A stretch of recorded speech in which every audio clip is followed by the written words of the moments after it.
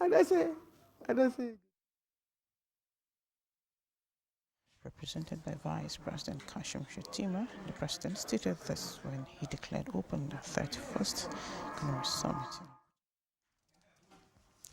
In a significant move to boost child health in Nigeria.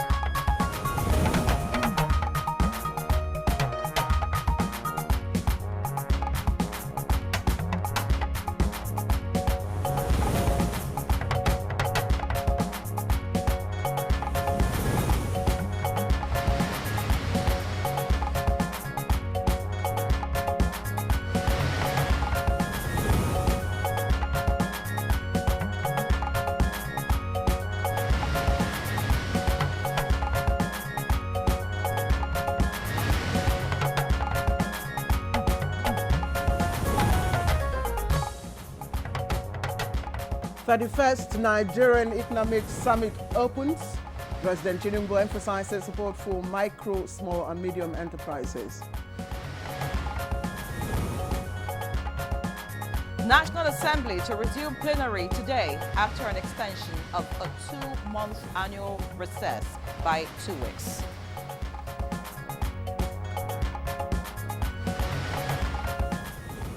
Child health gets a boost as First Lady flags off measles rubella vaccine campaign. The consequences are profound.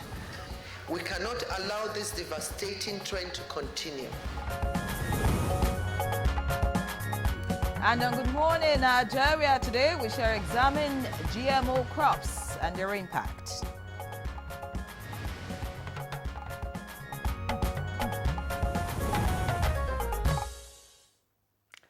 All right, they look fresh, attractive, not like us, and big. But usually without the black spots, or if you may, wrinkles. Now, it also reminds me of a bunch of bananas I bought last week. Of course, I had to share some of them with, some of my colleagues. But the sight Minus alone... me. Minus you. Okay, they know who I'm talking about. So the sight of it, could be, irresistible. I think that's the right word. Right from the market to the stores and even the roadside, these fruits, vegetables, and sometimes grains tease your eyes and your taste buds. But as they say, all that glitters is not gold. All right. Instead of being the gold mine you may think you've struck, you may actually be consuming something, well, not organically grown. I mean, not to, sound alarmist, but that's the stark reality we face now, the silent spread of genetically modified organisms in food items and crops. To put it simply, GMOs, as they're commonly called, are organisms whose genetic materials have been altered using engineering techniques to produce desired traits or outcomes. These modifications might involve adding new genes, enhancing existing ones, or deleting some altogether. Now, that changes, what it is that you're consuming in the long run. Absolutely, it takes away the naturalness from it. So in other words, that perfectly ripened, sweet-looking fruit, maybe tomatoes, we don't know.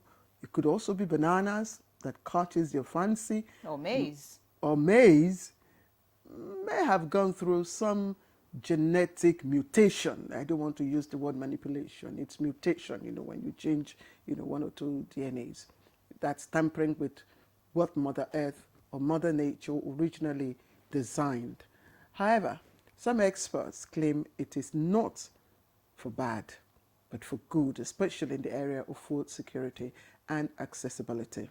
Exactly. Now, the first genetically modified plant appeared back in 1983, so it didn't start today. An antibiotic-resistant tobacco plant was actually the specimen, if you like. But it was China that took things further in the early 90s by commercializing the first transgenic crop. You know, it just occurred to me, Henry. I said, let me use the area to probably give you a vivid example of what we are talking about. You know, if you take an area now and then you mutate some of maybe the smile, you take away the smile, you take away the eyes, you take away the speed, and then you add something else to it. Now that is... Not me, not me, not me. That would not be Henry. That would not be Henry. Exactly. That's what we're talking about. But, you know, scientists say it doesn't really matter.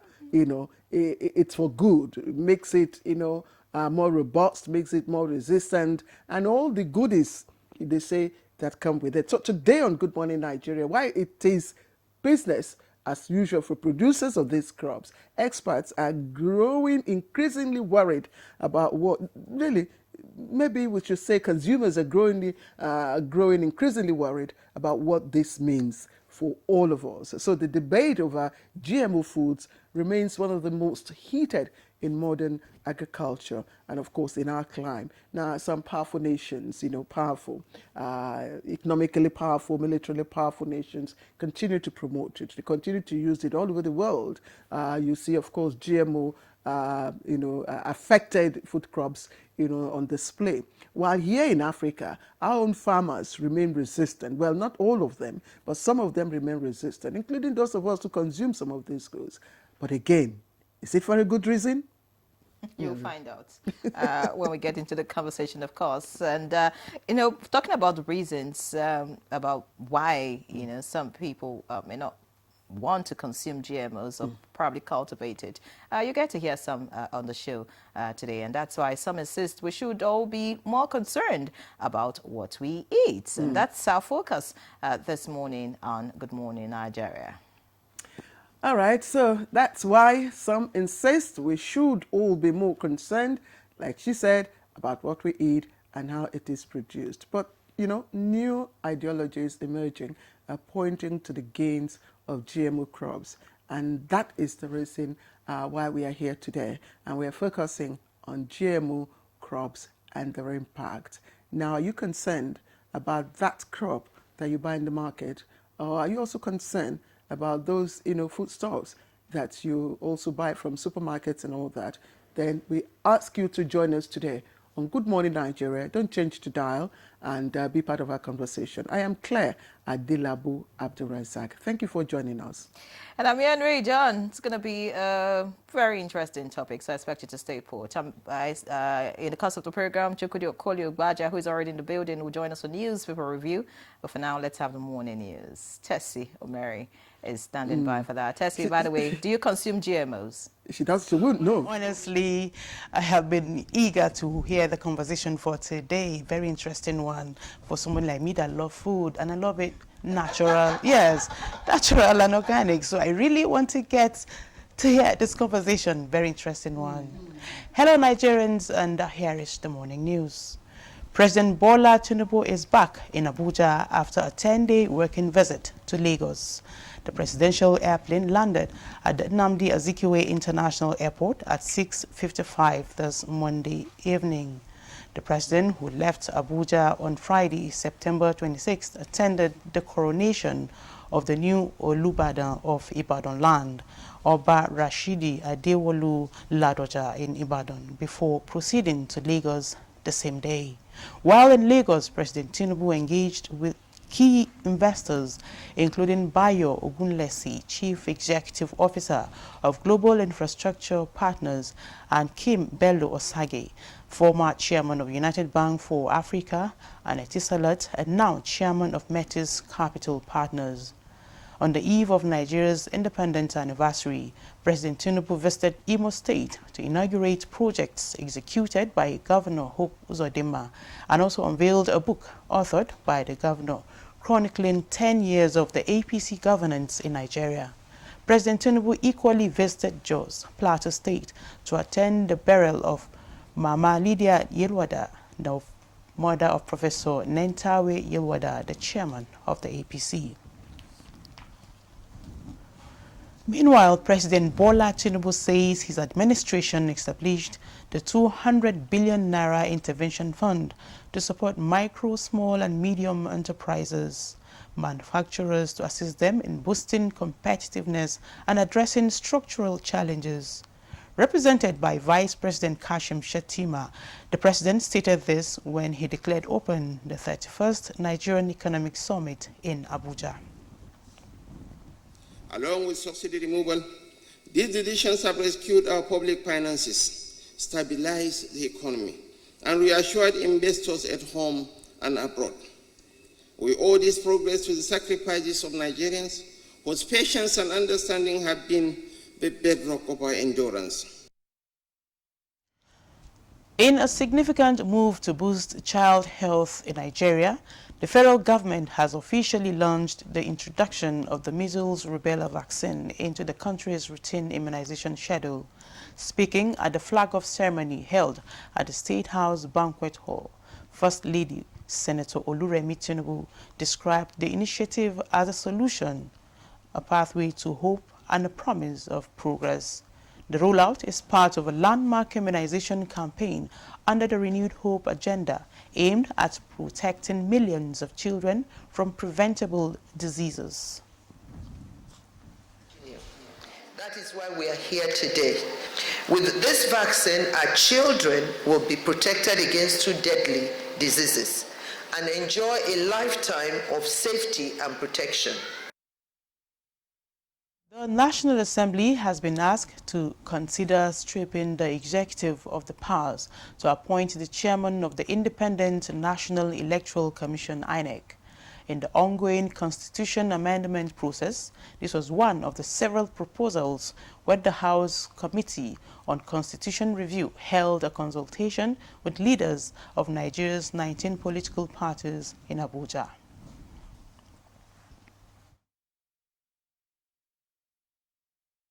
Is our constitution still fit for purpose? Does it reflect the Nigeria we are today? Or is it anchored to the Nigeria of a bygone era? Security too must evolve. It must be local before it can be national. A nation as vast as ours cannot be protected from a single command post. The call for state policing is not a rebellion. Legislation, the 2 chambers of the National Assembly are set to resume plenary on Tuesday, October 7, 2025, after extending a 2-month annual recess by 2 weeks.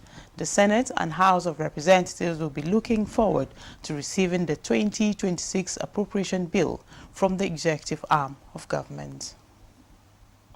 It is better the Electoral Act and the Constitution is amended before the election season commences to make room for earlier appropriation by INEC.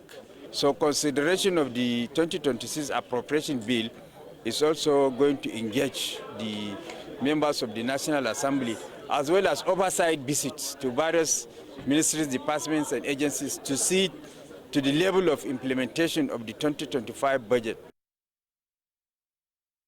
And those are the news highlights. Good morning, Nigeria continues with Ian Ray and Claire after these messages. Stay with us.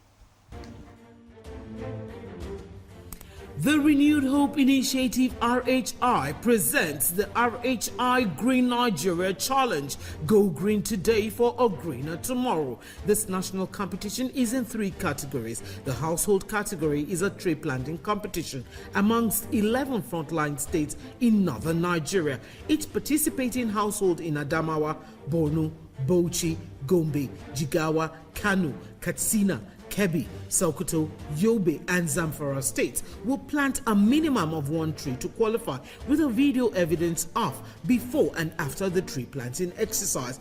20 million naira will be awarded to the best household. Submission deadline is 20th December 2026. Community category will see local governments, local communities, schools and NGOs reclaim and transform degraded or abandoned areas such as dump sites, landfills, parks and their likes into green, vibrant gardens, parks and eco-friendly spaces. 50 million naira would be awarded to the overall best community group.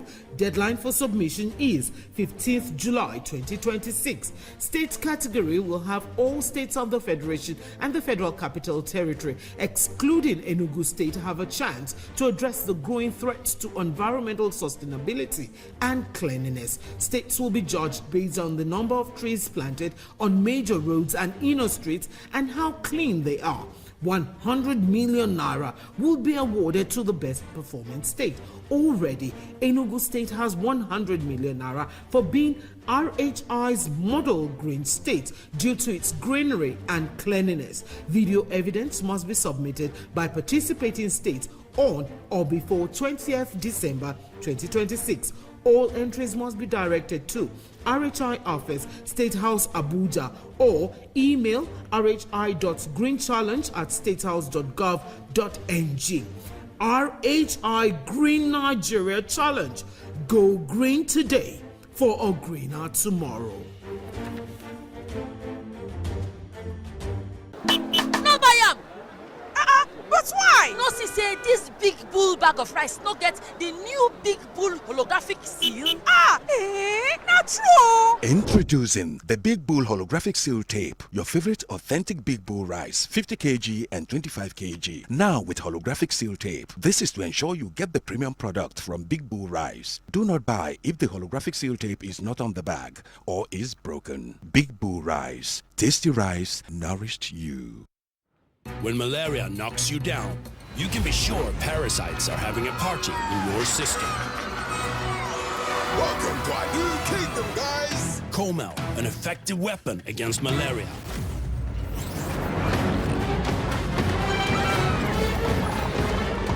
Comel! Attacking the parasite army directly to give you express relief and get you back on your feet effectively. Comel on. Malaria gone. Good, tasty food is worth living for. Worried about your oil every time you enjoy your favorite meal? Introducing Smart Balance. Smart Balance rice bran oil is rich in gamma oryzanol. Several studies suggest that gamma oryzanol may contribute to the reduction of bad cholesterol. Golden Terra Smart Balance oil. Good food, no worries. In today's fast-paced world, staying ahead demands peak performance from our bodies. Like never before, our bodies need an optimum supply of essential nutrients, and Supermalt supports our daily nutritional needs. Supermalt has 20 essential vitamins, minerals, and natural extracts for overall health and wellness. One Supermalt a day gives you energy and vitality, improves your mental performance, and supports your immunity.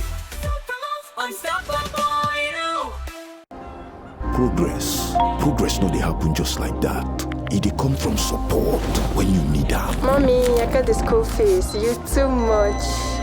Na money point o. Money point, thank you. Customer, na transfer abi? Confirm. Bro, na transfer. Na money point oga. Oh, na confirm. Progress na peace of mind when you know say payment go land as sure banker.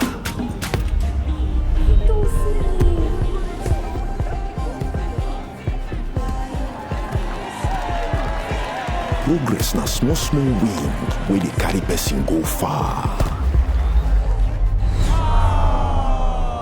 No worry, yourself go make am. Mo go buy ball. Victor, even you dey use money point? Of course na, they use money point. Confirm. Money point, made for your progress.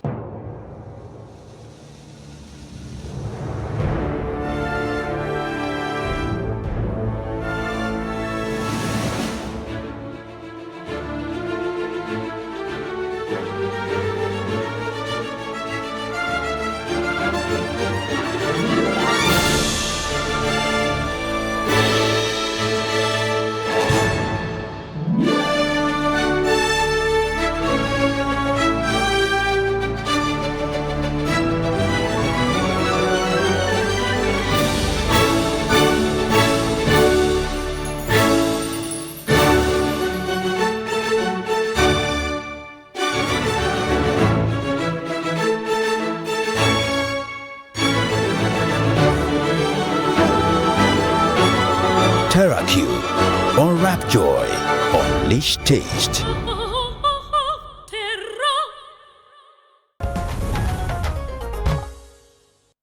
All right, thank you for joining us once again. Please don't go away. Newspaper review is coming up next.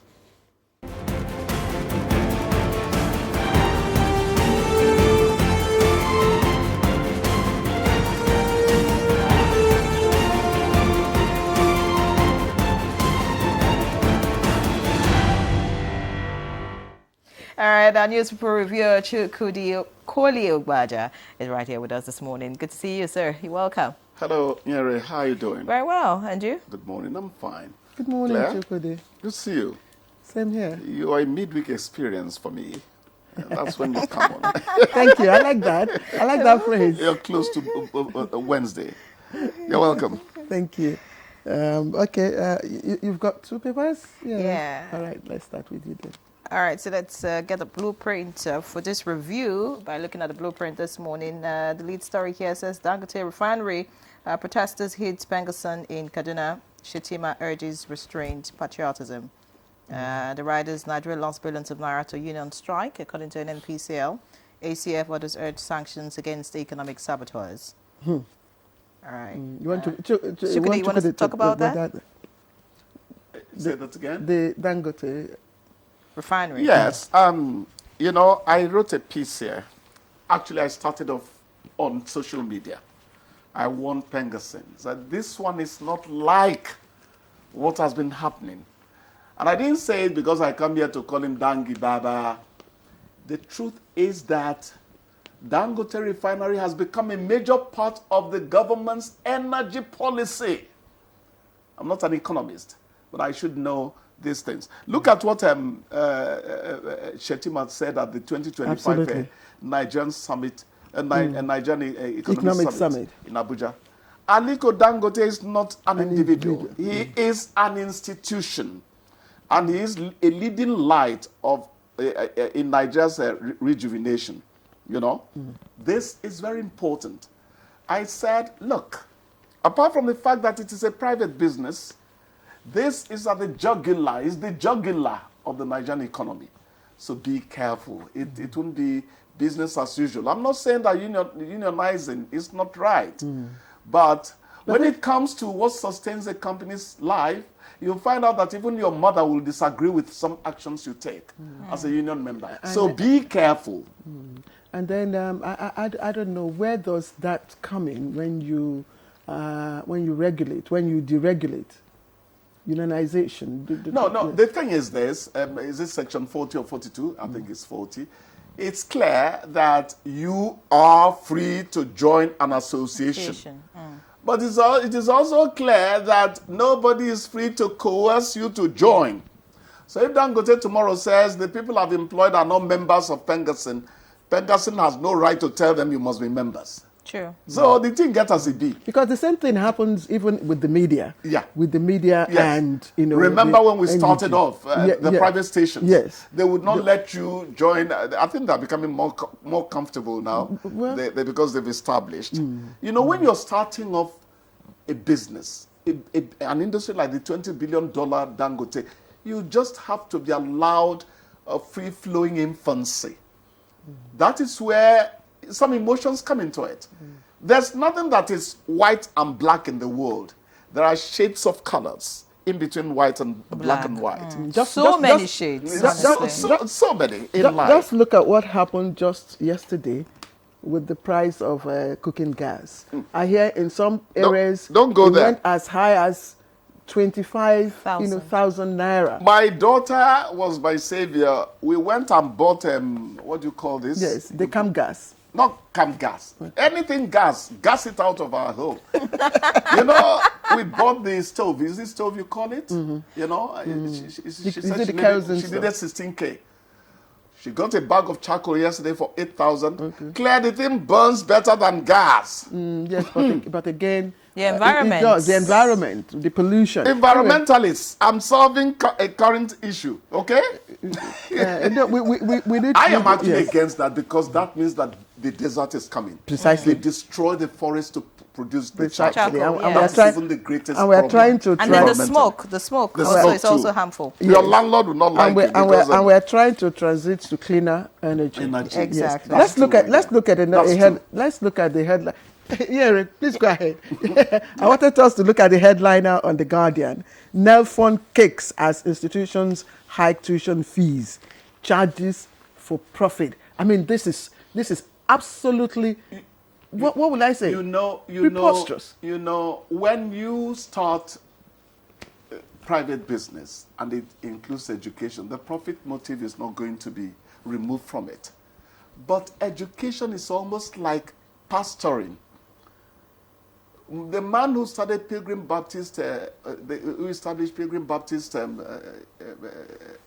Mission Nigeria Incorporated, would make sure that the people who were his clergymen, his reverends and pastors, had a job to do.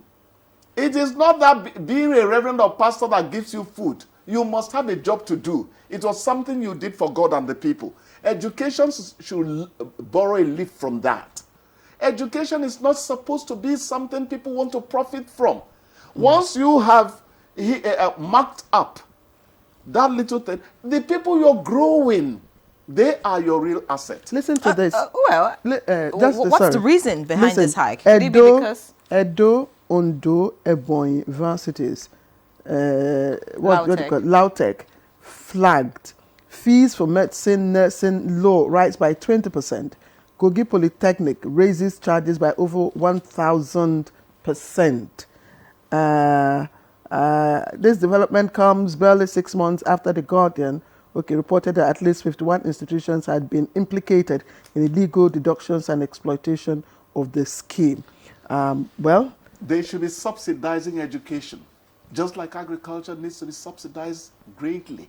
There are you don't understand the point that is being made. Nelfund. Okay. Nelfund, provides some kind of funding assistance. Of course, now, yes. The loans to students. Exactly. Yes. The agency they have tackled. Exactly. A lot of students are benefiting from this, scheme. And in fact, the president, said about it, talked about it. Yes. It's one of the high wins for this administration. A lot of people are talking about it. But institutions are taking advantage of that to cash in on it. Imagine. And then increase, their Nelfund's budget would now need to be increased to cope with the fees they are taking to the high heavens. I just think something should be done about that, honestly. They should. Just the same way. Education should be subsidized. Exactly. Education makes a nation. Yes, my dear. Talking about the education issue, being a serious concern, our roads are also becoming a serious concern. There's a report right here, the lead story on the Vanguard newspaper this morning. It says, Federal Highways of Horror. You didn't see my anger yesterday.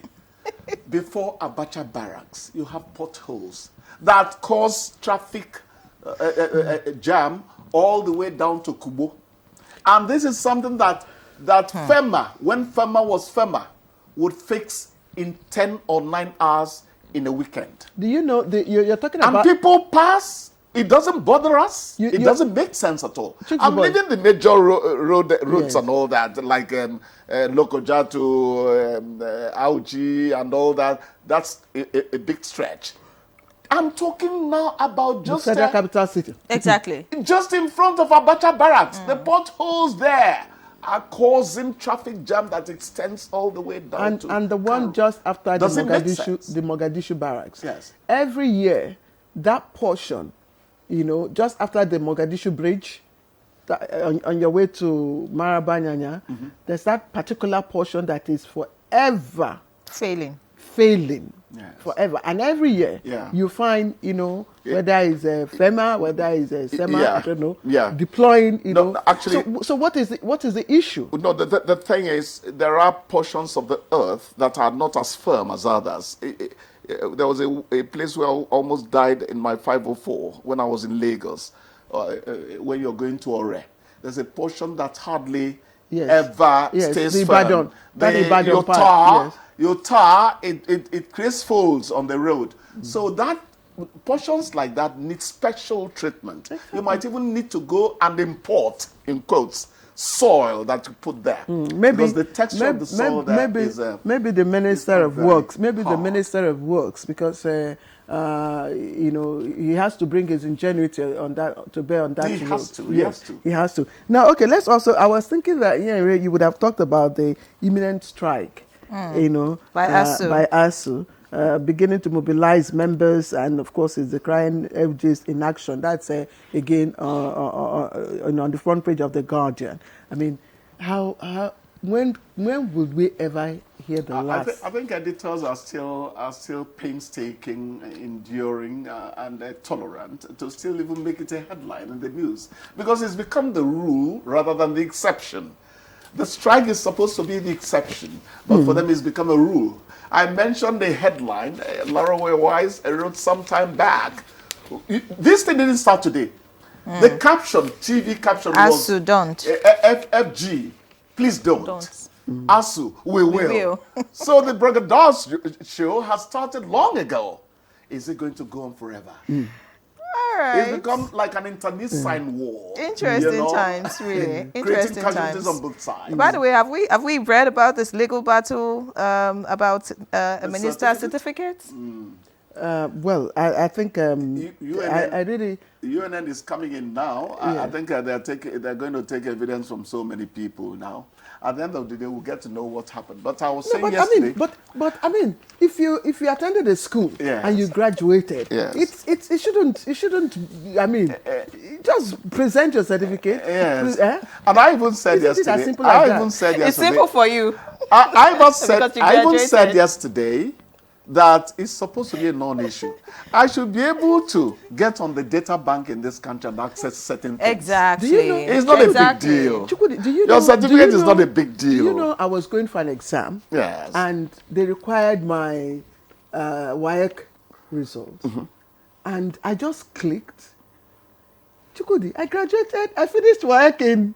I don't want to say when I finished it. It does not call me and say so. But I was shocked to find mine in 1976. My details. Online? My details. Yes. My details. Chukudi, you couldn't have written your WAEC in 1970. Okay, 1976. You call me Tuesday boy. I see your fault. Anyway, the last one. Nigeria's food security goals stalled by flawed procurement policy. Experts are claiming. I didn't know what. Did you get to read that? No. Floods are an ill wind that blows nobody any good. This gas thing they're talking about, I am surprised I've not heard that NLNG is flooded. It's usually this time. Please, I'm not creating it as a headline, but I have a feeling the floods might have a hand in what is happening now, because it's occurred this time last. Not flood. Not flood. No, I thought you said flood. No. Flawed by stalled by flawed procurement policy. Oh, flawed procurement, FLAWED. Yes, sometimes it pays to pronounce. All right, the producer says it's time. The producer says the spoken English. The producer says it's time to go. Many thanks, Chukudi. But this Mr. and Mrs. would interest you. I'll beg my producer to let me take this. It says women are like mobile devices. They need constant data and power, which is why they go for men with power banks. And then the man replies, men with power banks? He says, yes, men who have power in the banks. You know what I'm saying? You're not. Give me 5. You're not angry that somebody is reducing you guys to neuter. Don't worry. Don't worry. Don't worry. Because I am human and male. We understand if it's about chauvinism. But you have power in the banks. If you don't, let's call it a day, Chukudi. Let's take a break. We'll take a break. When we come back, we'll get into our conversation for today. Stay with us.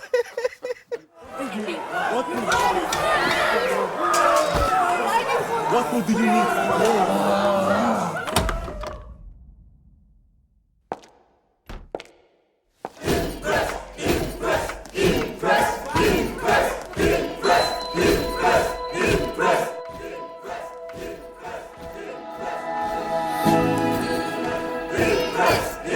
Guys, food is ready.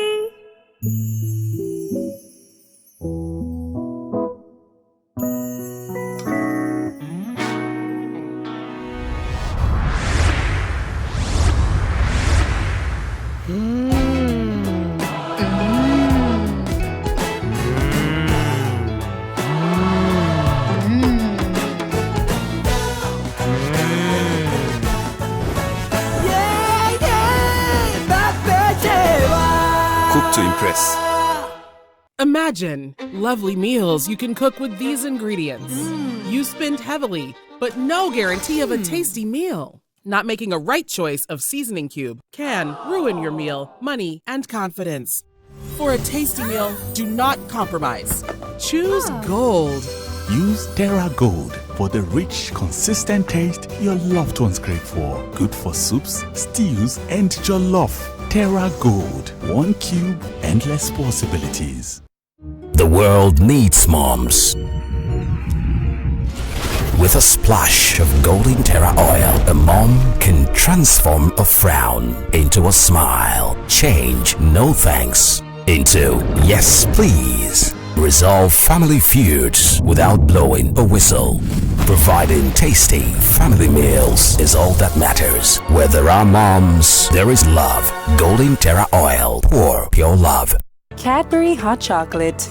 Crafted from cocoa, milk, and sugar. Creamy, chocolatey, frothy goodness, rich taste, so satisfying. Cadbury 3-in-1 hot chocolate, the treat you deserve. Have you been aspiring to be a student of the prestigious Ahmadu Bello University Zaria to no avail? Worry no more, as you can gain entry through NTA Television College Jos, an affiliate of the renowned Ahmadu Bello University Zaria, where eligible candidates with a JAMB admissible scores of not less than 180 and 100 scores, and with 5 credits O-level in social sciences, including English and mathematics, can turn their passion in broadcasting to profession by applying for a BSc in Mass Communication and MBTE approved innovation diploma courses in film and television production, broadcast journalism, and television engineering, respectively. The college, as a training hub with a pedigree of professionalism in the media space, also offers specialized courses in other related fields. For more information, visit our website at www.ntatvc.edu.ng or contact 080-33-834-343 and 080-69-809-897. Announcer Management. The Renewed Hope Initiative RHI presents the RHI Green Nigeria Challenge. Go green today for a greener tomorrow. This national competition is in 3 categories. The household category is a tree planting competition amongst 11 frontline states in northern Nigeria. Each participating household in Adamawa, Borno, Bauchi, Gombe, Jigawa, Kano, Katsina, Kebbi, Sokoto, Yobe, and Zamfara states will plant a minimum of 1 tree to qualify, with a video evidence of before and after the tree planting exercise. 20 million naira will be awarded to the best household. Submission deadline is 20th December 2026. Community category will see local governments, local communities, schools, and NGOs reclaim and transform degraded or abandoned areas such as dump sites, landfills, parks, and their likes into green, vibrant gardens, parks, and eco-friendly spaces. 50 million naira would be awarded to the overall best community group. Deadline for submission is 15th July 2026. States category will have all states of the Federation and the Federal Capital Territory, excluding Enugu State, have a chance to address the growing threats to environmental sustainability and cleanliness. States will be judged based on the number of trees planted on major roads and inner streets and how clean they are. 100 million naira will be awarded to the best performing state.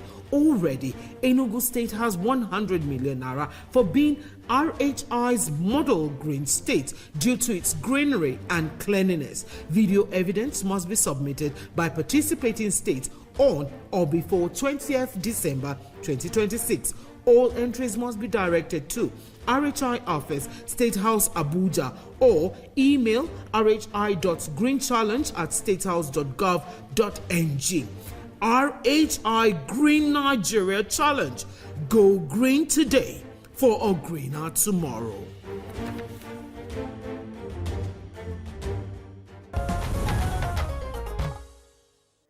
All right, welcome back. You're still watching Good Morning Nigeria live on the network service of the NTA. And just before we bring in our guests who are already seated and ready for the conversation, let's quickly take a look at this background report put together by our correspondent, Oyeyemi Ajayi. The essence of genetically modified organisms is to aid and increase crop yields as well as easy accessibility. These are usually designed as plants using genetically modified organisms to improve taste, nutritional content, and resilience. However, people have concerns over their safety, and there is much debate about its pros and cons.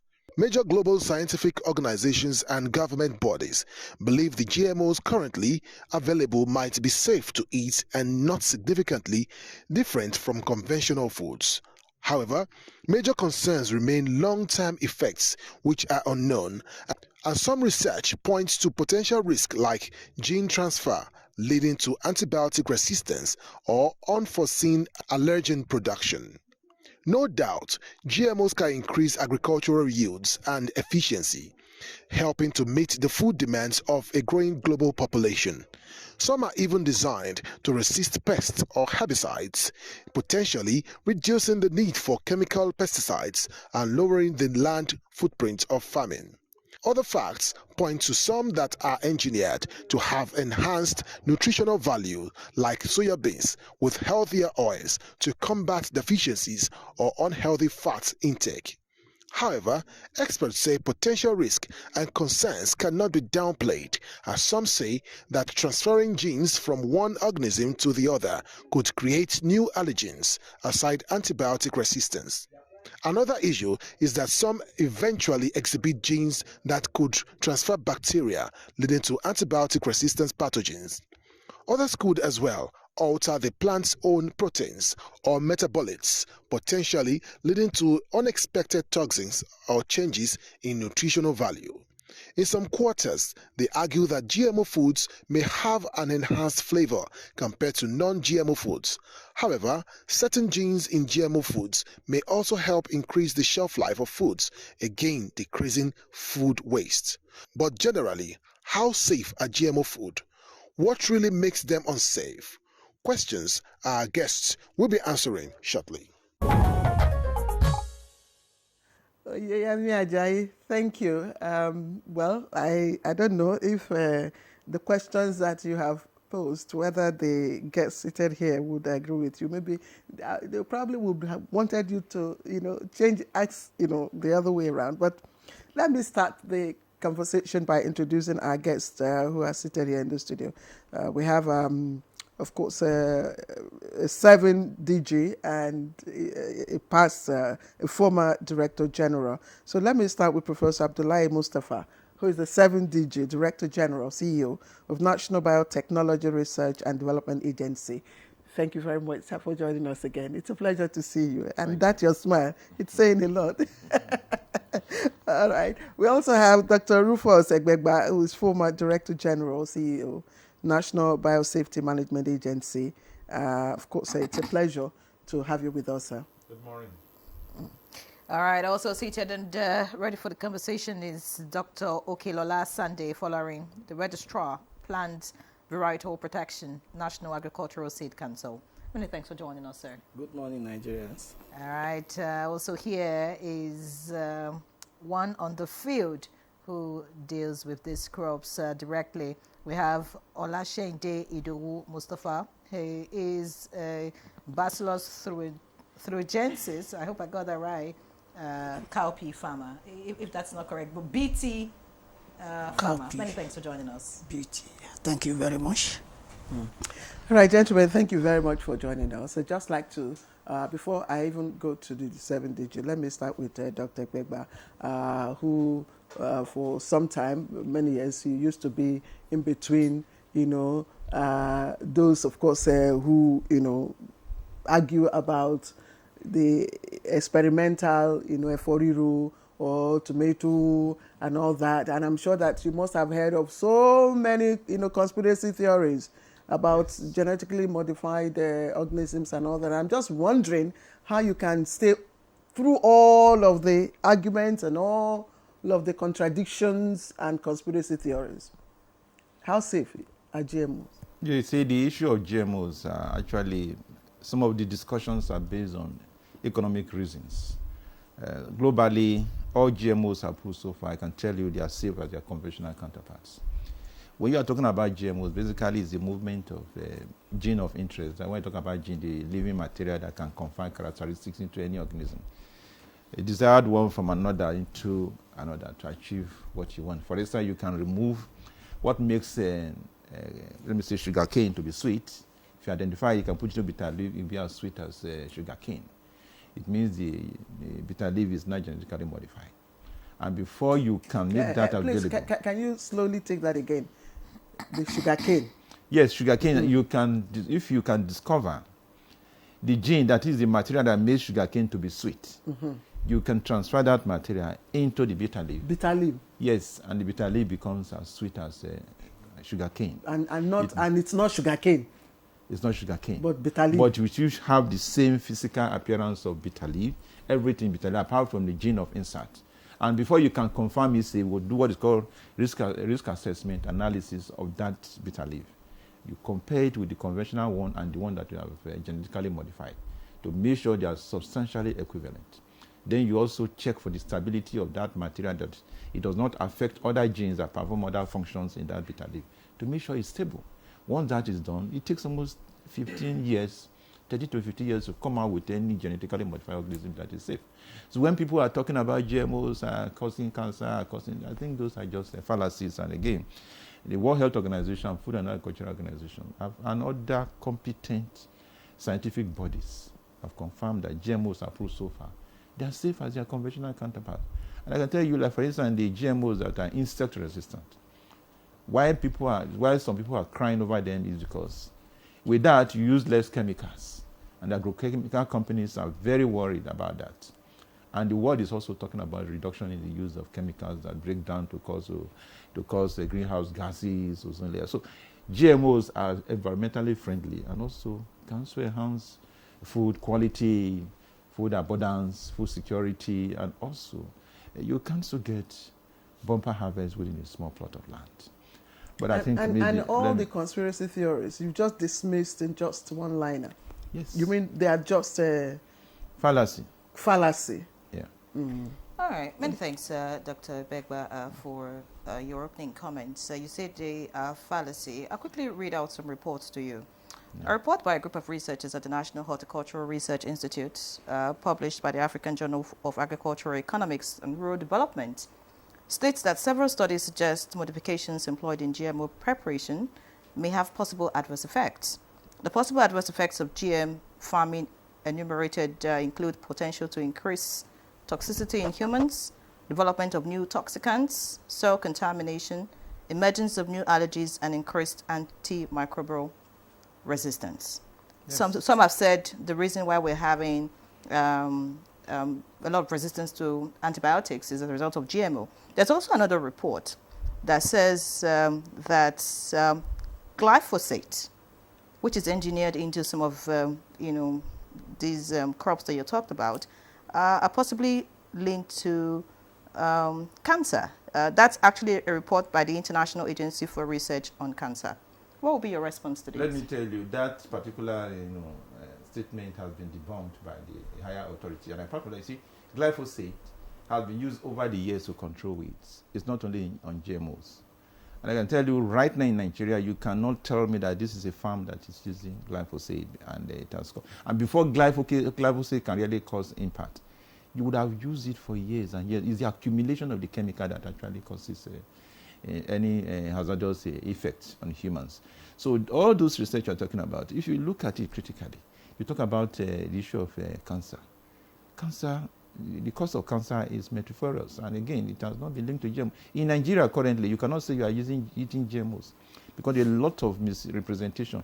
They are taking the oranges, the vegetables that are looking good, that they are all GMO. They are not GMO. We only have 3 official GMOs in the country. The cowpea, which is beans. You also have the corn, teller maize, and also the cotton. And these are not even available. It's not even available for many farmers. They are still multiplying them to increase the quantity for farmers' use. So these allusions, as I told you, some of them are liaised with economic interests, trade war. If you say economic interests, why are some countries, not just African countries, European countries, against GMOs and their restrictions on Okay, let me tell you, Europe, they've been talking about Europe and some countries. Europe imports a lot of grains that are genetically modified, soybean, maize, and whatever. And I tell you, they process them into confectionaries, into other materials for use. But they don't want to grow. Some countries in the European Union grow them. Others don't want to grow them because, one, they are developing their own preferred technology that they can use instead of using the one that already been available. And I also say one thing. When people talk about, you see, that GMOs, they don't want to grow this country. It's for economic reasons, national interest, not necessarily because they are not safe. That's one thing people should understand. And in America, cowpea, in America, the soybean, almost 90% is genetically modified. Then also maize, 75% or more is also genetically modified. And these are exported all over the world for production of feed, production of food, and other countries that need them. And I also tell you one thing. In Nigeria, genetically modified corn is abundant.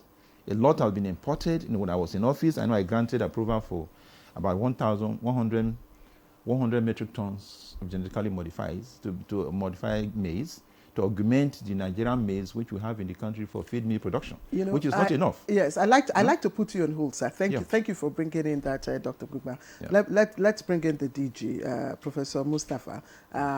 He has just talked about maize, and honestly, I enjoy buying my maize whether dry season, wet season, at any time, especially along I call it MNK district. That's Marabanya Karu district. It's always available. But Nigerians love our food right from the soil to the pot. Now we're being told that, okay, science will help us to make our maize. Well, science is helping us to make our maize smarter, more available, more resistant, our yams bigger, tomatoes bigger. I just like for you, before we even look at all the critique and insinuations and all that, let's look at what really happens in the process of GMO modification. Can you break it down for us so that we understand it properly? Well, you may call it GMO or you may call it genetically engineered crops. It's a process whereby you have what is called gene. Gene is the lifeline of each and every organism. And in that lifeline, there are different characters in that lifeline. So what he mentioned something, but it's very short. What you need to do if you're going to do engineering is to look at that lifeline. Which character is needed in this particular gene that is in one variety that is lacking in another variety. And if it is lacking, maybe this maize is short and you want to make it taller, or this maize is tall and you want to make it shorter. So you get this that is tall, you get the character that you make it tall and insert in this short maize so that it will be as tall as you want it. Or in this context, what normally happens is we have pests that normally devastate our crops. And these pests, you have to be using chemical 5 times, 6 times, 7 times. How do you curtail the use of pests, the use of the chemicals? The chemicals are very expensive. The chemicals are the one destroying the soil. The chemicals, even you when you inhale, is also making a very adverse effect on your body. So how do you resist this excessive use of chemical? And engineering in agriculture has been thinking in that line. And what they found out is that there is one particular bacteria. That bacteria is called Bacillus thuringiensis, and that has the characteristic of making, sending away some insect, that particular insect that devastates the crops. So that lifeline that I've talked, you take the portion that can be able to develop what is called a protein in such a way that that protein, if you insert the gene in that particular maize, it will develop that protein that will now scare away the insect that come and attack the maize. That is the whole thing.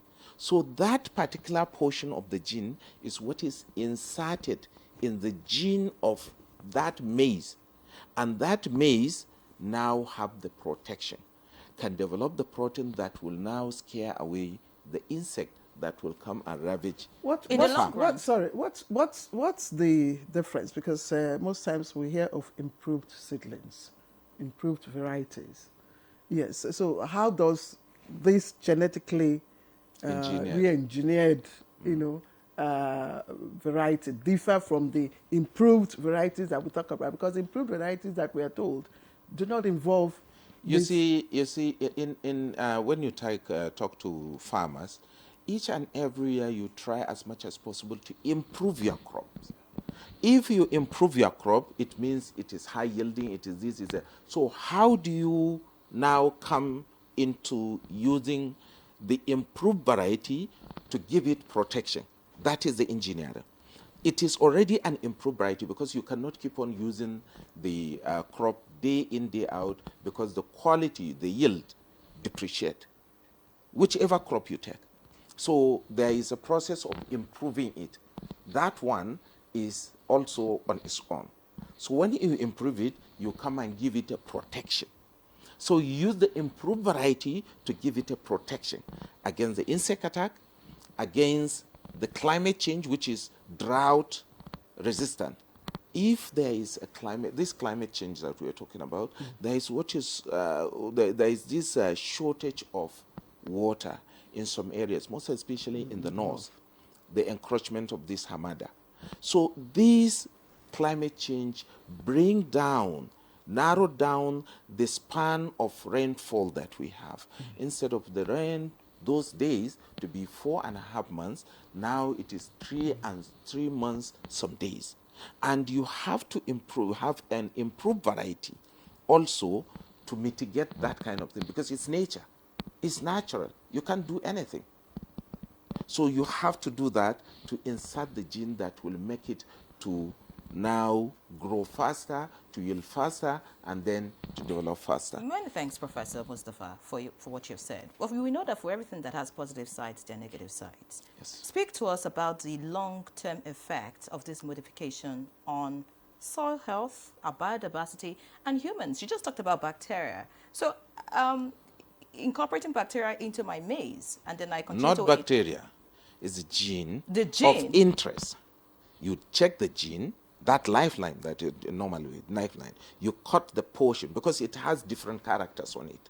So you take the character that you need and then you insert it into the gene of your interest, the crop of interest, and then you make your gene of the crop of interest to be resistant or to be an improved variety upon resistant to either drought or the insect. It has no negative impact on the soil? You see, that's what we are saying. Even the negative impact, now we are improving in the positive way, because when you use excessive chemicals, all the microbiome there, you kill it.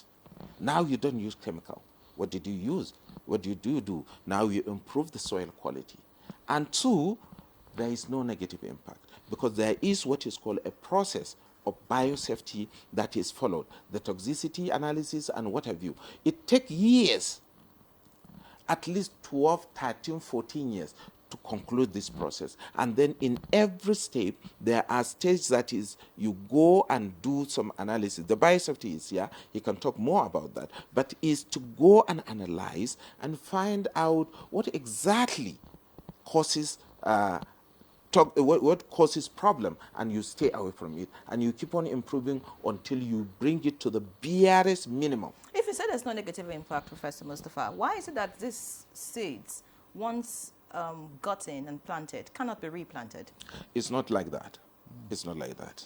You see, you can replant it, you can replant it. The farmer is here, he will tell you. And the seed council are there, they can tell you. It's just hawks. It's just, what can I call it? I mean, people tend to paint whatever they want to paint it black so that they can destroy it. But it's not true. You see, every farmer, you can ask them, every farmer wanted a very high yield. Now, no matter what type of crop you want to plant, these farmers used to go back to the seed companies to buy if they want bumper harvest. But nobody stopped you from using what you want to plant, but the yield is going to decrease. Whether GMO, whether non-GMO, it is the same. It's the same. So you have to go back and buy if you want bumper harvest. But if you want to stay the way you are, it's genetics. It's for those students of science, they know what genetics is. The moment you start your genetics, this is 100%. The moment you cross them, they become 50, 75, 50, 50. Then you cross them again, they become 50, 25, 25. They keep on reducing. All right, Prof, the thank yield you. keep on reducing. And that is what is happening. So you have to go back and buy. But nobody says you cannot plant. When you plant, the yield is not going to be the same. It's going to depreciate. Thank you. Mr. Laja, my question is to you. And I'm just wondering that, I mean, every farmer, including Yerin and I, because I know that behind Yerin's house, she has a small, farm. And it is, our joy whenever we go there, we harvest whatever we have planted, and we see it very robust and fresh, not eaten by insects and all that. Now, if you inject an external stimuli into something, that particular thing ceases to be the original. It mutates, it changes, and it goes round in its composition. Isn't that correct? It's not correct.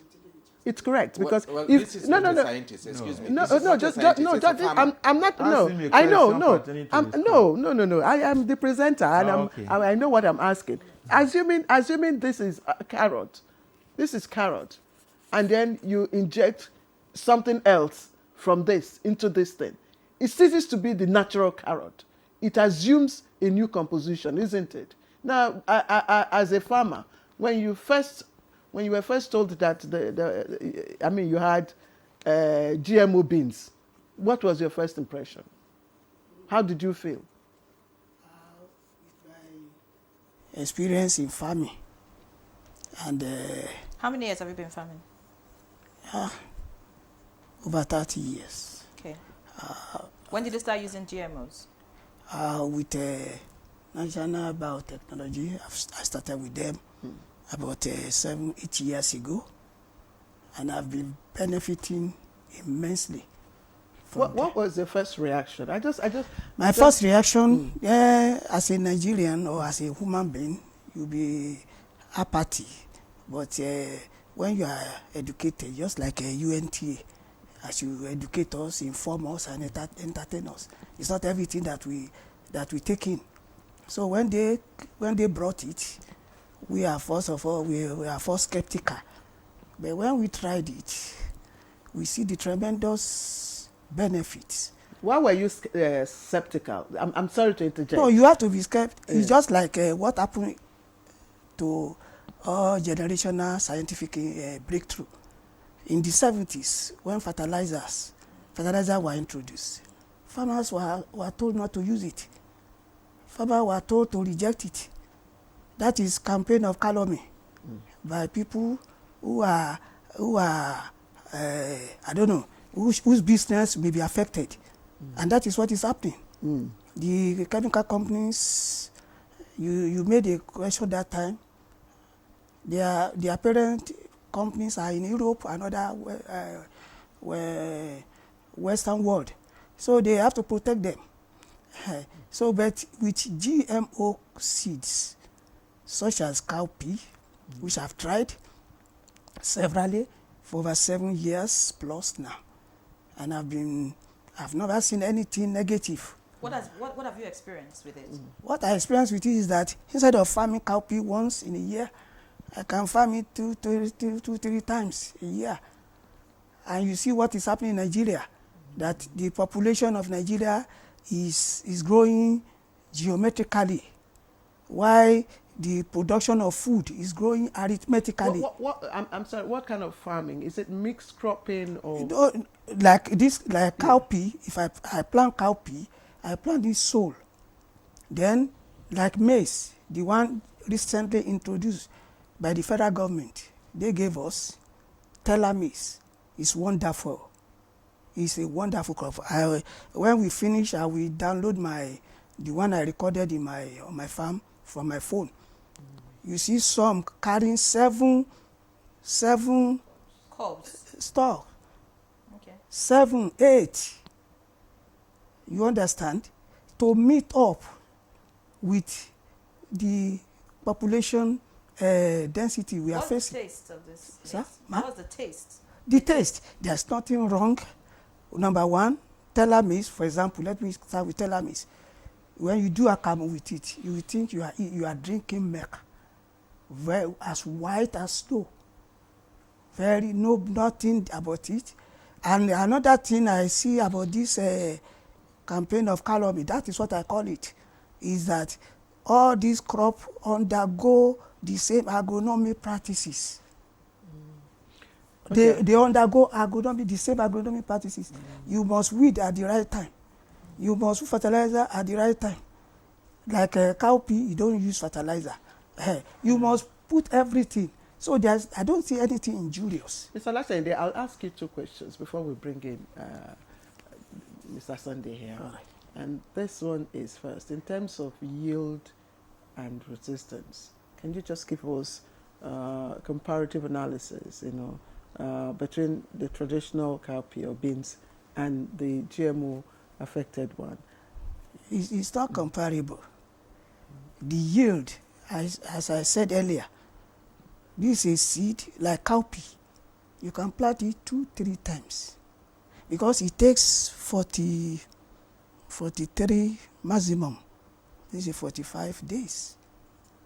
It will pod, and it is massive. And try to know something about agriculture.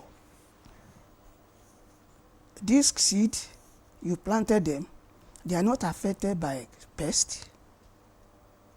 They are not affected by what I will call vagaries of weather.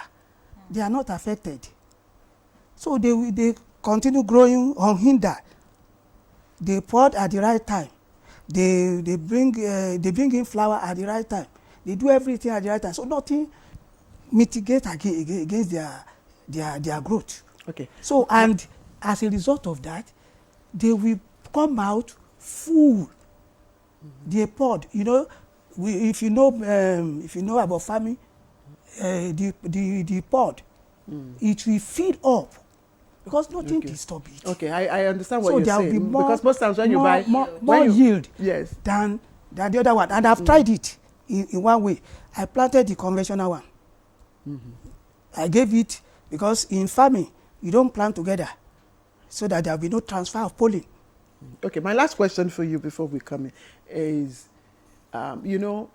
we have a number of smallholder farmers, and sometimes most of them practice mixed cropping. Is it possible to practice mixed cropping with GMO? By the special grace of God, I've not seen anything wrong about it. So you can plant mixed maize, or any other cowpea together on a ridge. You see, what happened is this. What I will just say is this: for you to have, because the GMO seed given to you, so that you don't pollute it. You don't allow it to be polluted.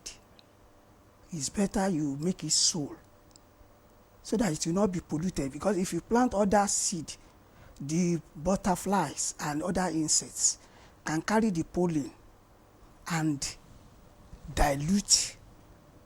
It's not for anything, but for you to have pure seed.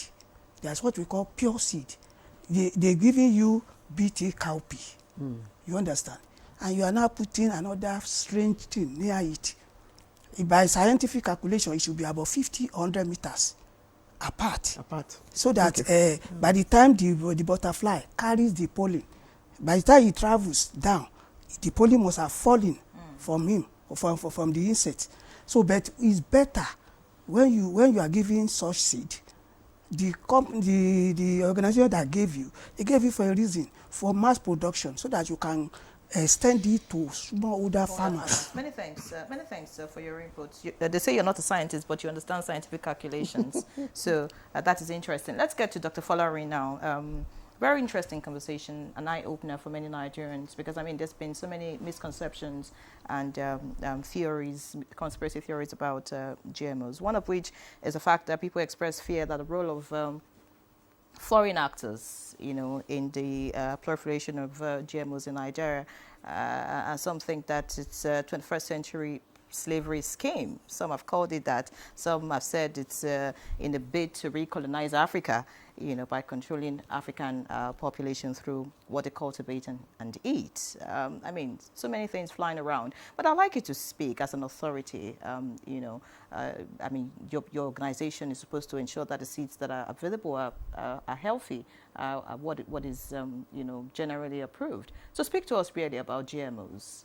Okay, thank you very much. And I think thank you for this very important question. And coming from the standpoint of the National Agricultural Seed Council, which is the regulatory agency for the seeds space in Nigeria, I must tell you that as of today, we have over 640-something registered seed companies in Nigeria.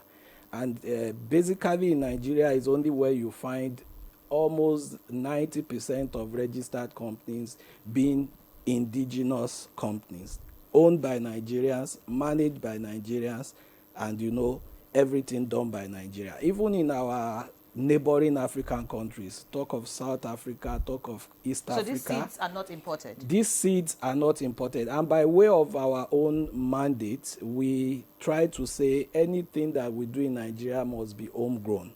And I think confidently I can say the BT crops that we have introduced in Nigeria so far are homegrown. You know, we ensure that it is done by our researchers. We know what they are doing. We don't want to, Nigeria, by way of our Seed Act, we don't want to import, you know, technologies. Nigeria don't condone the massive importation of commercial quantities of seeds. So even if any foreign company is interested in doing business in Nigeria, by the Seed Act, you must be able to show us you are going to do your production in Nigeria. So as much as possible, what we do in the Seed Council is to look at everything that will enable everybody to be able to play, you know, in the global seed trade. We have it in Nigeria. So we don't want somebody to give us excuse for saying, I can't do business in Nigeria because this is not available. One of what, you know, scare people and lead to request for importation of genetics, superior genetics, better than our own genetics is, you know, intellectual property protection. And Nigeria, we have made sure that all our rules meet these international best practices. I will tell you, a lot of multinational companies have tried business in Nigeria, and over the years, they end up, you know, even leaving the space for our indigenous companies to take over. So as far as we are concerned, we don't condone production of seeds imported and dumped on us. No. We want those things to be produced, developed. We want it to be research managed in Nigeria. Do we have local patent on some of these seeds? In other words, farmers like Mr. Alashan, do they have to depend on, you know, companies or whatever for seeds? Now, when you talk of dependence, and I think that was what Mr. Olasende was trying to say, there is the issue of quality and standards in seeds.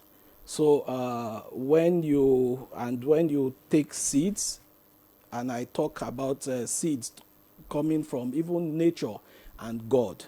God is the first breeder and seed scientist. And from, Genesis, you know, the Bible talk of seed time and harvest time. It never sees it. So seed production is something you have to continuously guide. And that is where we talk of evolution. Now we don't have dinosaurs. We don't have some type of animals or even plants that we used to know in the beginning, because there was no seed management, there was no quality management, there was no maintenance breeding. And that is all that we are talking about here. There are various tools, you know, used by the scientists, the breeder, to develop varieties. There is what the DG had mentioned, conventional ways, where even in human beings, you talk of conventional ways of reproduction, mating, man and woman coming together. But when a man and woman cannot give birth, science had evolved to say we can do artificial insemination to help those families to give birth. And that is everything that happens in the human space is what is happening in the plant space. I'm still asking. Yeah. If we have patent for these seeds, or do farmers have to buy, depend on foreign companies to buy these seeds? If after the fourth, farming, so do you have to go back to the company to buy other seeds? So there are two things in your question. I sit now as the registrar of the Plant Variety Protection Office in Nigeria.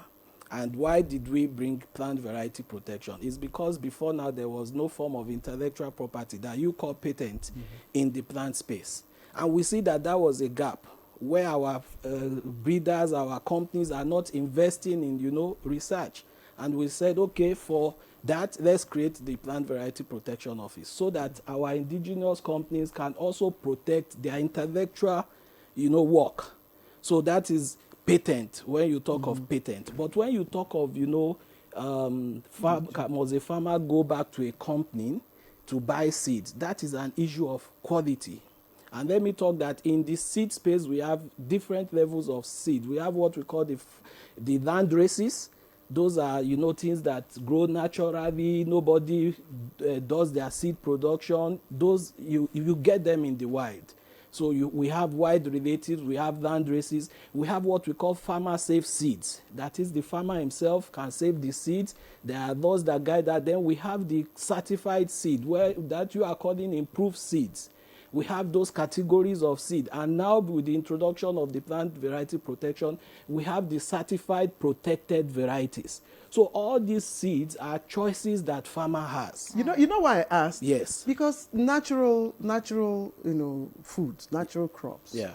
When you plant them, oranges, mangoes. Yeah. I mean, there is no limit to the number of times you can replant the seeds. Yeah. So you don't have to go, to the mango person to purchase the seeds and all that. Is this the same thing? Can these GMO seeds, be used in that format? Or is it after every fourth trial that ends it? So it's the same thing. And that is why I said a farmer that has chosen, that my own is conventional, I want to remain with my farm-safe seeds, he can continue to, grow it, multiply it. But if as a farmer, you are looking at quality, you want good yield, you say, okay, I want certified improved seeds. And you can keep coming back to the company. company. Then you have to patronize the owner of that seed. All right, many thanks, Dr. Folarin, for your input. So I would like to tell our viewers that they can participate in this conversation. Feel free to send us your questions, your concerns, your comments, whatever it is, and I'm sure our guests would handle them. I'd like to get to Dr. Begba now. So many positives about GMOs, really, but there are concerns, about the fact that these GMOs, these superfoods, could later,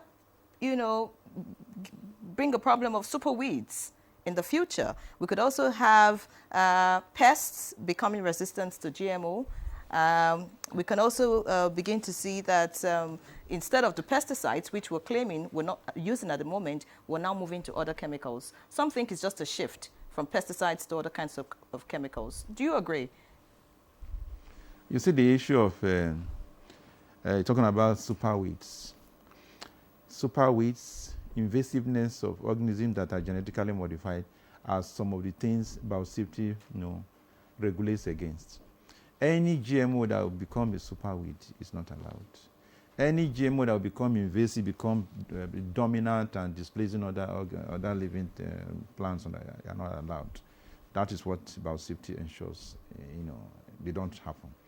So the issue of whether these crops can become environmentally problematic, that is, when you talk about biosafety, you are talking about ensuring that genetically modified organisms don't have any adverse impact on biodiversity, conservation, sustainable use of biological resources, and also economic, must not have negative impact on our socio-cultural values. Those are the things biosafety, ensure that don't happen. So if you are thinking about biosafety, the GMOs are going to be superweeds, they're going to be invasive, They are not allowed. Those are some of the things. I don't know if I've answered your question. Since GMOs were introduced, 2001? 1996. 1996? Globally. In Nigeria? No, Nigeria GMOs actually, we approved the first one in 2018, 2019. Yes. From 2018 to 2025, this year, Yeah. what research has been done on farms that these GMOs have consistently been planted? You see, after the approval for commercialization, what the National Biosafety Management Agency does is to carry out a survey, socioeconomic, particularly socioeconomic survey and environmental survey, to ask, there are forms that are designed to ask farmers, are you getting the benefits that these GMOs are promised? Are you experiencing anything new? A lot of things, questions are asked. Also, are you getting more income? Are you spending more and getting less? Or you are getting more? These are things, data that are collected over time. And so far, what the National Biosafety Management Agency has observed that these GMOs have given the desired results, and they have never caused any harm to the environment. All right, let me ask Prof. I know that this is your baby, and yes, GMO crops, you say gives us more food, it makes it cheaper, better quality, secures our food security. There's so many good reasons why Nigerians must accept GMO. But I will have to ask you, do you think that Nigerians should not worry about GMO foods? And what are the safety measures that biosafety is taking to ensure, that international best practices, are undertaken? Well, for biosafety, he has already spoke about it. But really, Nigeria, we need an improvement in our production. Nigeria, we need any technology that will help feed over 200 million people. We have a lot of problems that do not allow us to produce sufficient food. This banditry, Boko Haram, all those areas are areas where we produce our food. And now it's not about 50% or so is not being produced as a result of this conflict. And now using technology can help us to improve the yield. Using technology can help us to now narrow down the gap that was created. Even before the gap, as a result of population, we used to import maize, we used to import beans, we used to import wheat. Yes. But now, I'm sure I have mentioned it number without times. Have you ever asked why beans is no longer short in Nigeria? Since 2018, 2019, when that beans is released, Nigeria is now sufficient in beans production, which is cowpea. So, I was going to ask you, I'm sorry, please, I know you continue with answering this question. I was going to even ask you, to at least give us an idea, the GMO foods that are now, in the country, because Nyere and I we're talking about bananas, because we see some very succulent bananas. We're talking about tomatoes, right, Nyere? Tomatoes. We're talking about apples. We're talking about so many of these things that we see out there that don't really look real. I don't know. Especially in supermarkets. Yes, I really want to talk on that. All those things you are talking about, they are not genetically modified. They are bred through conventional means by our research institutes. The only one I told you that you can see as a commercial level is the cowpea, which it's not visible in many places. The cotton and the maize, they are just coming out. So all those bananas, watermelon, tomato, they are not GMOs. They are not GMOs. What are they? They are conventional crops that are bred through. They are improved varieties. Improved varieties.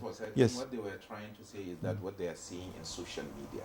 Yeah. No, not social media. Not social media. Even in the market, yes. Let me tell those who we have a Horticultural Research Institute in Ibadan.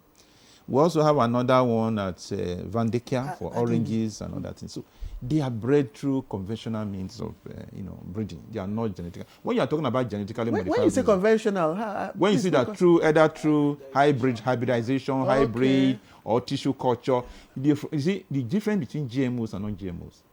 GMOs are crops that have been developed that in a way that cannot happen under natural reproductive conditions. For instance, moving a gene from maybe even from orange into banana. Under normal conditions, it cannot happen under reproductive conditions. Yes. That is what makes it to be genetically modified. But if you are doing conventional breeding, it must be the same crop of the same, of the same genome compatibility, like orange to orange, mango to mango. And how did they come about this one? Budding grafting. You are saying it.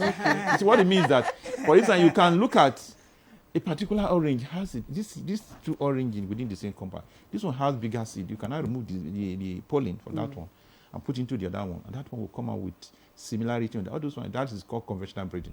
But GMOs are more complex in production. It cannot happen under natural reproductive conditions. There's a concern, Ola Shende. I want to add thing. Sorry, before you continue, I also want to tell you one thing. GMOs have not come to replace the conventional crops. Okay, fantastic. They are products of solution. When there's a problem in particular, like for instance, the cowpea we're talking about, this insect can destroy the cowpea pod and also flowers on the feed up to 70 to even 90%. So and what it means is that this because this solution came in to solve that problem, to fight against this insect. That is why you are calling it genetically. If not, there's no way they would have done that genetic modified cowpea. Sorry, what I want to tell you. Yeah, just please. So there are no GMO foods in the markets, in the shops, in the store malls. That's what I wanted to tell you. Those only GMOs that are in Nigeria is the cowpea, maize, and cotton.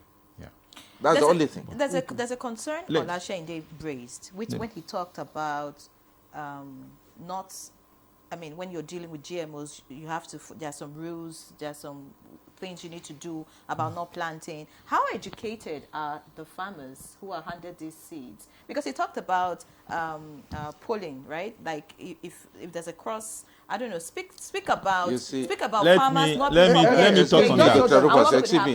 talk on that. Excuse me. Okay, you see what they were trying to say is that they want something that is called right. That is to protect the right of the technology. And you don't mix your crop. If it's corrupted, what happens? Okay. Well, there is nothing that is going to happen. The gene of that particular protection, the right that is being protected, is transferred into your crop, and then you have it for just go and contaminate your natural variety. So it's not something that is going to be alarming, but it's reducing the quality, because if you want to maintain that line, so you have to maintain it to be pure line and to give you let me moderate so that we can take a short break quickly. Let me see the issue of coexistence between conventional crops and genetically modified crops. That's what one thing is trying to talk about. If this is genetically modified maize, and you also have a farmer that is growing conventional crop, there's what we call isolation distance or time isolation. If you are a GM farmer, you are the one you can plant maybe a month before time, so that the pollen will not, arise before the other one comes in. So do you educate the farmers properly? Yes, please. Those are quality issues, and it's talking from the standpoint of a seed producer, not just an ordinary farmer. And in seed production, that is why the Seed Council comes in. We have minimum quality standards.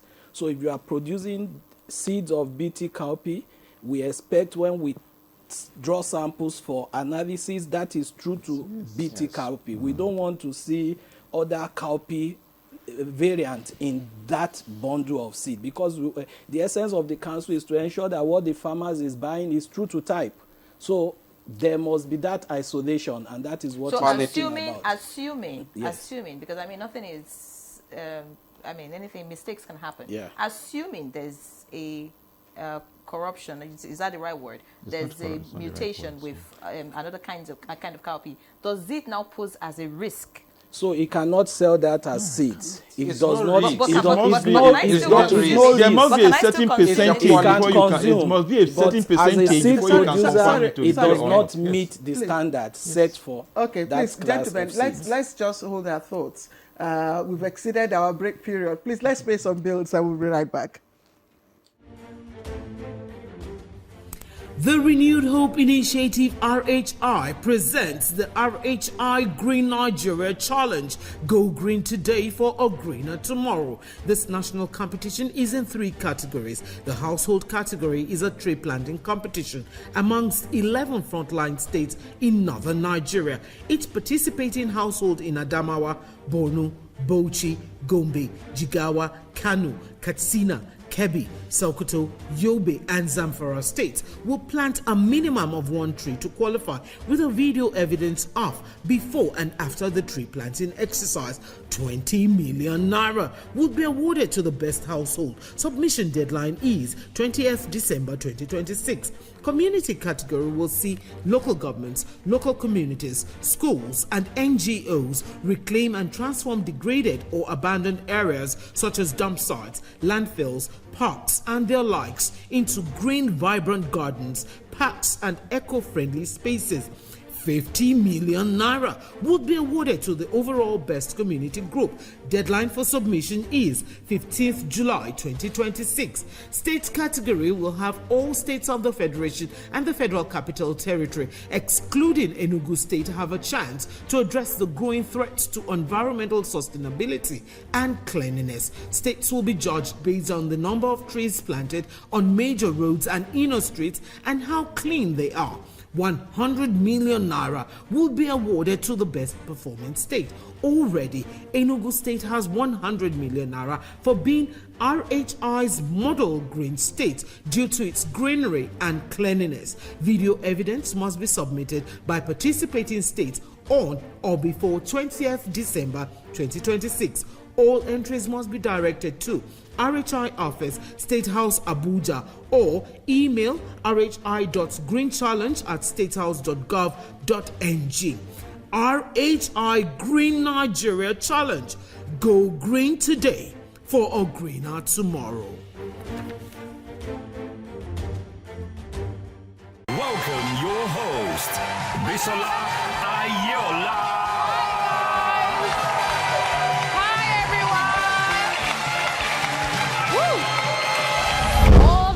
From Akwa Ibom State, it's the sensational family.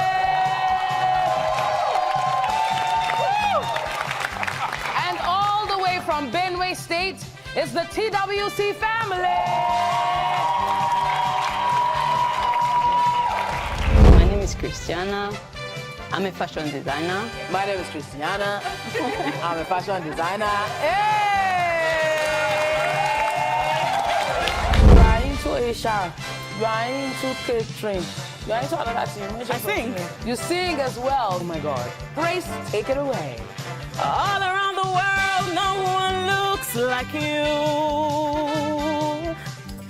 You can put a smile on your face.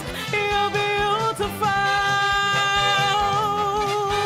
For the Spirit of the Lord lives and dwells in you. Mention a common response if your situationship should ask you, what are we? Pass. We are just friends. One item. Or like a sister to me. Nothing. Lovers. We are who we are. We are who we are. Survey says.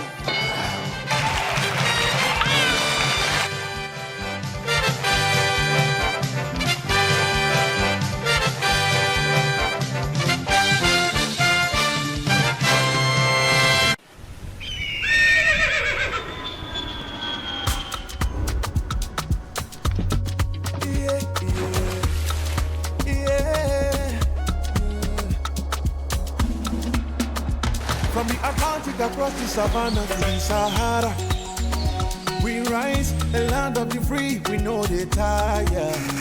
We dream great, our spirit is undying.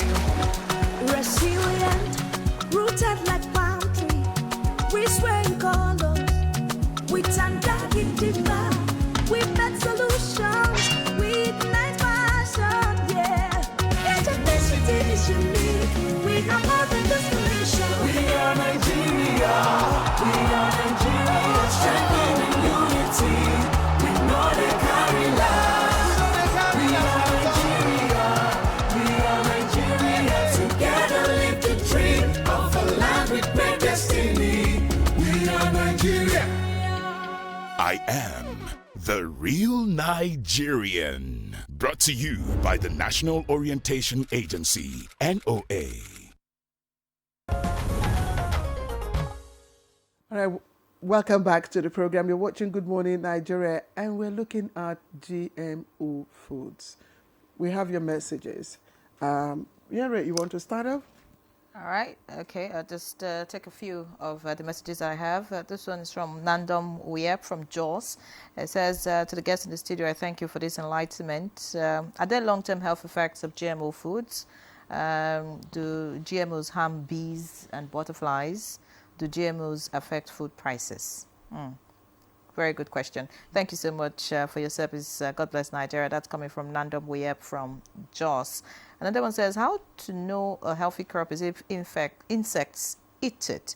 But when insects don't eat it, then why do you think it's healthy for humans? Okay. Another one says, good morning, Nigerians. The issue of GMO crops have not been handled well in Nigeria, especially sensitization and education, because there are many negative stories out there which are scary. It's good you have mentioned cancer. The ideology of birth control through the GMOs, money is exchanging hands from the international organizations, bringing in the seeds, and our own people here knowing fully the negative effects, but collect money to keep quiet and just support the views of the organizations. A lot needs to be done in sensitization and education. That's coming from Honorable Avose Hudwero Suru from Badagry, all the way. Thank you so much. Another one says, please share with us the differences between GMO and hybrid crops. Another one says, GMO crops don't have seeds. You can't replant, like the orange. There's no seed in it. Even the one that has can't be replanted. All right, I think that has been handled. It says it's well, I mean, it's talking about oranges, bananas, which has been stated here that there are no GMOs of such in the country at the moment. Another one says, good morning. Continue with the good work that you're doing. The GMO issue has raised a lot of doubts, especially within the communal level. So there's need for more sensitization through the agricultural extension scheme. Also, I planted orange tree, but the first fruit production is completely tasteless. That's not GMO. What do I do in this situation to have a tasteful fruit? That's coming from Joseph in Asaba. All right, another one says, why is it that GMO plants cannot produce seeds of its own? You have to go back to them to buy seeds for replanting for each season. I mean, just shows all the, misconception. I mean, we've been thoroughly educated. All right, Claire. Okay, I have this, and I must commend this sender, Mushingwizi, all the way from Uganda. And he says, hi, thanks for the show. Can the panelists explain why GMO fruits are made seedless? That's Mushingwizi from Uganda. Thank you. My props, sir, with due respect to you, GMO crops do not have the yield after its first generation, but our local crops do not have this yield reduction. Let's give our farmers correct information, please. And then this is, though I'm not a scientist, but I can relate these GMO crops to a human baby that has deficiency in its growth hormone and is being injected with lab-made hormones to enhance its growth. I believe that does not render it less human. So I think GMO crops are made to help fight food insecurity in the world as the world population is growing by the day and farmers are decreasing in number. This is from Perpetua Azuya. And then this other one is says, please can the elders in your studio talk more about the health hazards of the GMO? I'm only hearing them talking about the output of their crops. When you go to market today to buy some of these crops like tomatoes, onions, carrots, cucumber, gingers, and garlic, and I must say they've mentioned and clarified that these are hybrid. They may be hybrid, not GMO products. This one is from Godwin Obaji from Ebonyi State. The topic demonstrates that you are ubiquitous. Some social media has been awash with terrifying insinuation about GMO crops. You just assuage farmers' fears. The choice is optional. What is needed now is how to get it across all the states for the benefit of every farmer. Good morning, Nigeria. Good morning, everyone. Please kindly elaborate between hybrid and GMO. Did you want to start?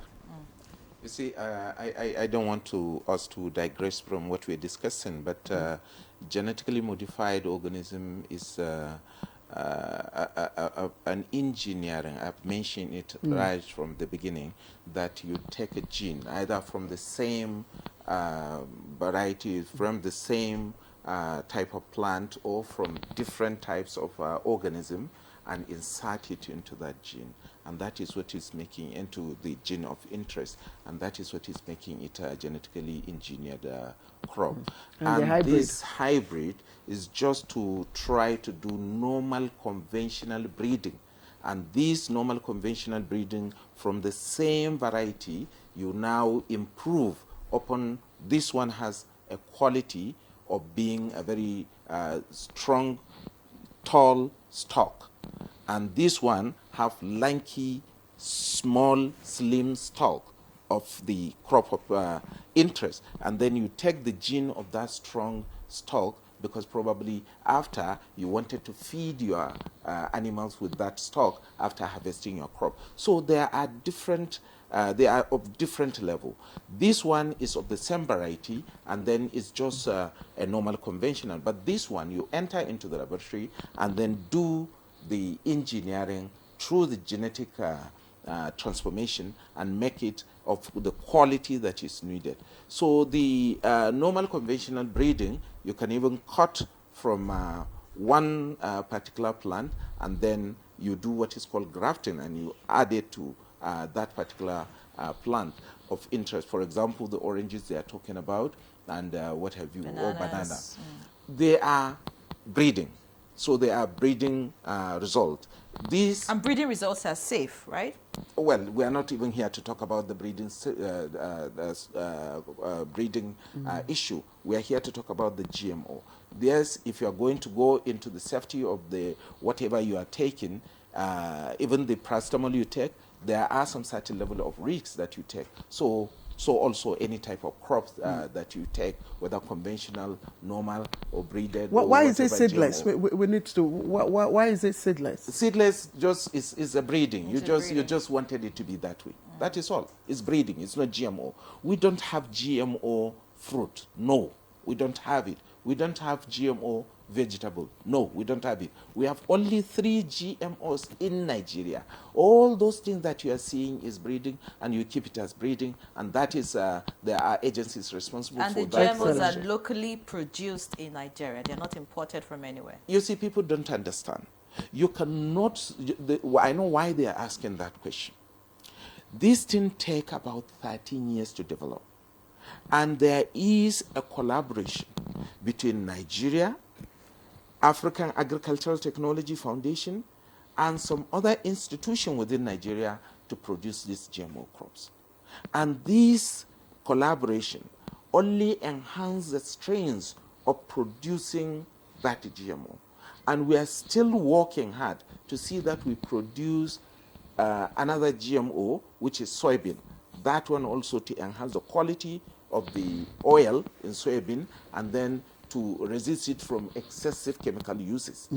So this is something that we are collaborating with other institutions. You talked about high yield. You talked about cowpea being available. Yes, I can see maize everywhere, but cotton, has it really improved the yield? You see, cotton, we do not do the engineering here. Cotton, we facilitate the importation of cotton here. You see, at times, we don't need to do everything by ourselves. This cotton is for commercial purpose, but food is for us to use, so we have to protect that. But for commercial purpose, yes, we can protect, but to a certain level. And we are trying to see that we develop our cotton as well. But cotton is being imported, and that is why people are now beginning to realize that they buy, and we have choices of cotton now to buy from. And this cotton is as a result of no industries to uptake that cotton. That is why most farmers are not even so keen to go and plant the cotton. However, so many we are enlightening them, and they are coming gradually to see that they have produced cotton in the country. There's a question that talked about price. Does this genetically modified foods, are they more expensive? They are not more expensive compared to the output. They are not. Okay. Yes. Okay, that's fine. I just wanted you to give us practical steps that can help, farmers or people identify GMO. Well, the genetically modified crops, if you go to buy from the seed company, they will tell you that these are GMO. And this GMO is written on the label that this is GMO. So when you are buying from them, they will tell you this is GMO. When they are buying the hybrid from them, they will tell you this is a hybrid. Whatever you're buying from them, they will tell you this. And then it is labeled. It is labeled on the pack. Only from the seed companies? Yes, from the seed companies. Only? Yes. Where do you want it to be? In the bags we buy in the market. Oh, in the market. Well, to be honest with you, we would have not reached that stage, and this is what we are trying to do. We are trying to make sure that the farmers, because we don't have organized system of farming in the country, and that is the kind of level of development that we are having in the country. We are coming up, and now we have it, so we have a problem, and then we are seeing how we can curtail the problem. We are now gathering the farmers to make sure that they do that kind of making sure that whatever they harvest, they put the labeling, and then they sell it in the market. Okay. But however, you know that even the one that you go and buy from other countries is not labeled as GMO. And when they brought it here and they mill it to sell, maybe to do the feed mill for chicken and whatever, and then you see that it's not level. And when they do the flour mill, it's not level. So we are getting that stage. We are getting to that stage because we are now happy that we are producing it ourselves. So by the time now we are producing it ourselves, that is where the awareness come in, and that is where we take steps in making sure that everything has gone the right way. And that is something we should be proud of. I like to bring in Mr. Lesha Inde now, just to give us your idea of, what are some of the challenges that you observed, and what are your concerns that you want addressed? Thank you very much. I want to correct one insinuation. That is that GMO seed cannot be replanted. It can be replanted. It can be replanted. When they gave me the seed, following year, I went back to them because of the pressing needs. Because even other countries come to them, because I've been there with them. Ghana will come, Kenya will come, so they are pressed. So they can't give me new seed. So you replanted? I replanted, and I got the same, because by the grace of God, it's my field. I didn't just jump into farming. I got it. One thing is this. To every crop, even conventional, to everything crop. So far, it's just like those of women, you use rubbing blue inside water. So if you have white, if you continue dipping it, with time, it will be fading. That's just what is it. So at least 4 times minimum and maximum, you can replant, and it will give you the yield maximally. Have you experienced any difficulties so far? It's scientific breakthrough, and it's woman this thing. From my experience over the past 6-7 years now, is that if you plant in a damp place, what I mean is where it's clouded, there may be little appearance, not much, not statistically significant. I told you I'm from that background, so I know about agric. So you may see little aphids, little. And if you use ordinary, I've done it as a farmer. I just take a small this thing and they will be wiped away. That's the only challenge I experience. If you plant under a canopy or where it is dark, but if you plant right in the right area, you have clean bill. So what are your concerns now? What are you saying? My concern now is that, yes, my concern to them is they should intensify production. The farmers are still not knowing it. And I suggested one time that they should link up with state ADPs, agricultural development projects. They are the one very close to farmers, so that they will push this thing. Their breakthrough is excellent. Their breakthrough is very excellent. And that cowpea they develop, let me tell you something. They develop the small one, the small, very tiny one, the tiny one, which is commercially efficient for akara makers, those who fry akara. If you use the big one, you will lose the iron.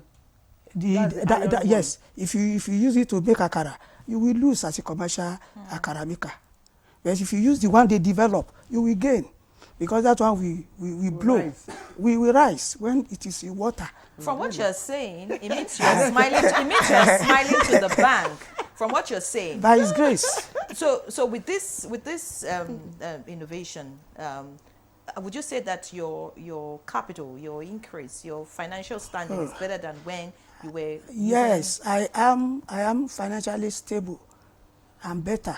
Okay. You understand? Okay, what I'm saying. We will escalate, Mr. Lashende. Thank you. We have just 3 minutes. All right. So I will just allow, Dr. Gbekwa to also give his final, admonition. What are we advise Nigerians? They should try to trust government institutions. There's too much doubt in that sector, and no government will want to kill its citizens. Another thing again, when they say this, they are coming from an external body. We have the capacity. National Biotech Development and Research Agency has the capacity to produce GMOs. So other research institutes, they are not necessarily coming from abroad.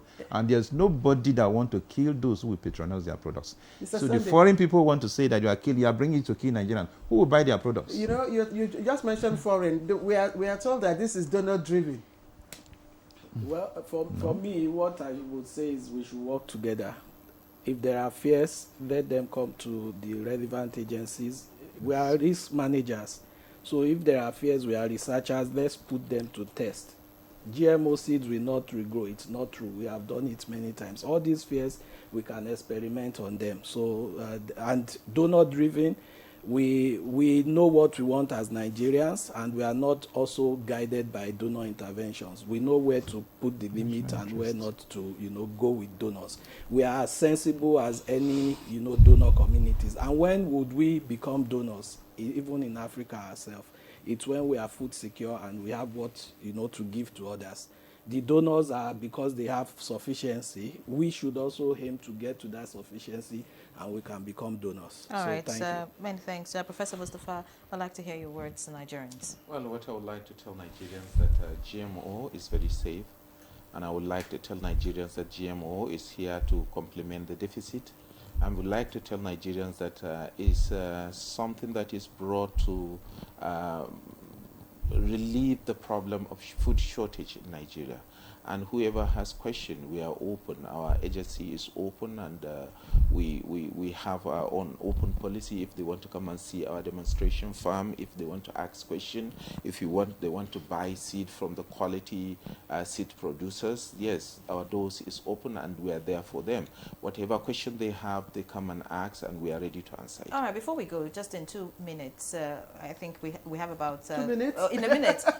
Besides GMOs, tell us other things that your agency does, because I understand that you do quite a lot. Oh, we are doing quite a lot. We have medical biotechnology, which we signed recently, the production of insulin, the first thing that is going to happen to Nigeria, and that is a very good thing. And we have also signed with other company that we are going to produce HIV drugs in Nigeria, and this is the first thing that will happen to Nigeria. And we are working in environment to see quite a lot of different projects. Fantastic. And food and industrial biotechnology also. Many thanks, Professor Abdullahi Mustafa, Director General and CEO at National Biotechnology Research and Development Agency. It was indeed a great pleasure having you in the studio, and many thanks for sharing your insight with us. I'm sure Nigerians are more educated now about GMOs. Thank you for joining us. Dr. Rufus Sebegba, former Director General and CEO, National Biosafety Management Agency. Thank you so much for being our guest, and thank you for coming to share your light with us. Dr. Okelola Sunday Folarin, the Registrar, Plant Varietal Protection, National Agricultural Seed Council. Thank you once again, and we hope that you continue to do the good work, ensure that our seeds are safe. Alasha Indeido Mustafa, I want to visit your farm. I'll probably patronize your beans, BT cowpea farmer. If it's in Abuja. Wherever it is, right? Wherever it is. All right, we have to go. Thank you so much. We appreciate you. Just to emphasize again, no GMOs, banana, orange, tomatoes, onion. No GMO. Watermelon, we don't have them. We only have cowpea, cotton, and a few others. Cowpeas, beans. Beans and all that. All right. Thank you for watching. I'll see you tomorrow. I'm Ray John. Live locked on the NTA.